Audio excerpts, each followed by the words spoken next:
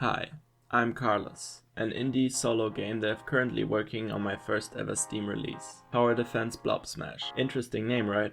I spent like 5 minutes on this name, though I don't hate the name to be honest. Anyways, this is the story of how I made this game within 3 months and how it's going right now. To understand how it all started, we have to go back to the very beginning. Well, not to the very beginning of my existence, but the start of my game dev journey. My dad is and has always been a software engineer.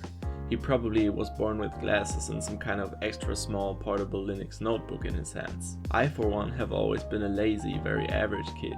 I did well in school, but I really didn't have any talents. For some time my dad encouraged me to start with coding. At first I did some Scratch and then some Python.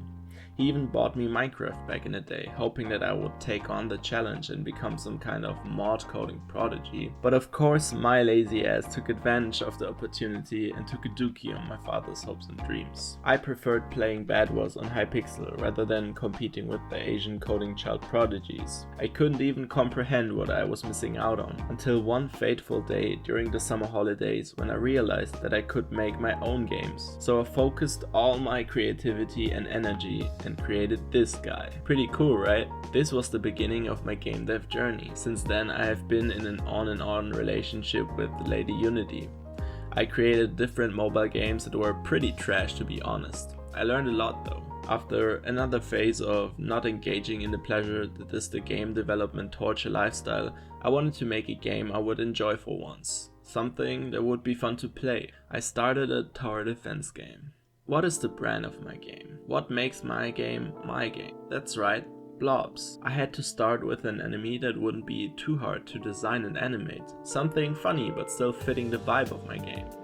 What fits those criteria better than a slimy blob? In contrast to other tower defense games that use a grid system, I decided to use a waypoint system where I could simply drag a waypoint into my game and place it where I wanted it. With that out of the way, I was all prepared to enter the next stage of my journey, the I'm not sure whether I want to continue phase.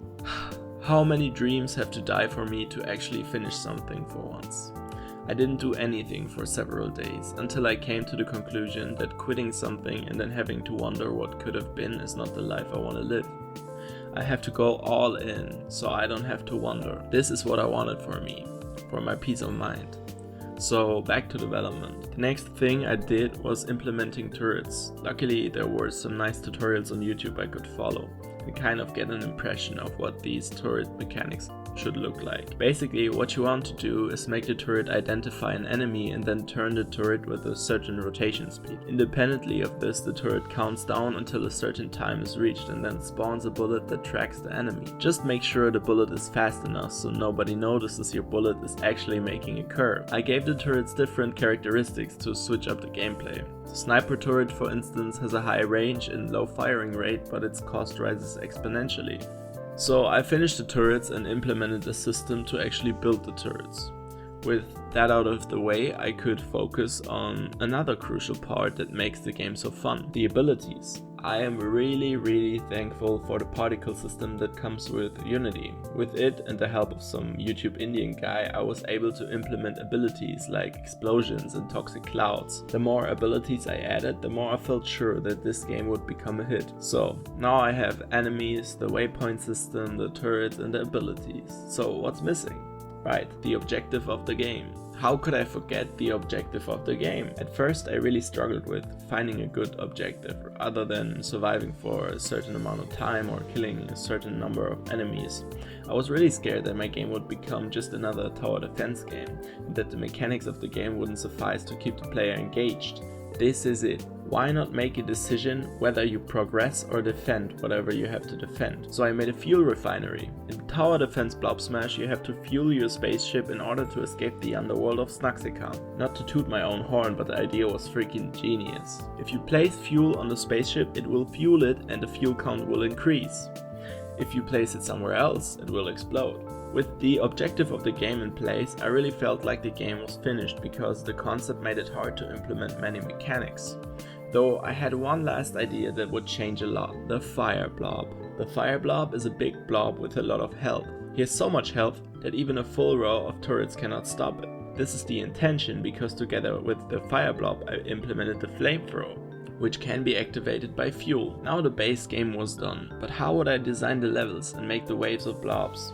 The enemy spawners I made at the start of development were not designed complex enough. I had an idea. Let me explain it. I can design different ways with different attributes like enemy spawn rate, the wave time, and most importantly, the enemy spawn pattern. I can now enter an integer into a serialized field of my enemy spawner and specify my way through that. So if I, for instance, enter the integer 1, 2, 3, 4, then the spawner will spawn at first 2 blobs of type 1 and then 4 blobs of type 3. After this, I was finally ready to design the levels of my game. The only thing bothering me was how dull and empty it looked. So I bought an assets package for a few bucks. It contained some 2D rocks and trees, but I still wasn't satisfied. So I changed the setting through replacing the ground texture, reducing the global light, and making some glowing mushrooms out of the trees I had. And that's kind of where I am right now. I'm in the process of doing level design and marketing my game, so all that work was not for nothing. If you like the looks of my game or want to support me on my journey, you can wishlist the game through the Steam link in the description and follow me here on YouTube, where I'll be documenting this journey. Thank you for watching the video all the way. Bye bye my friends.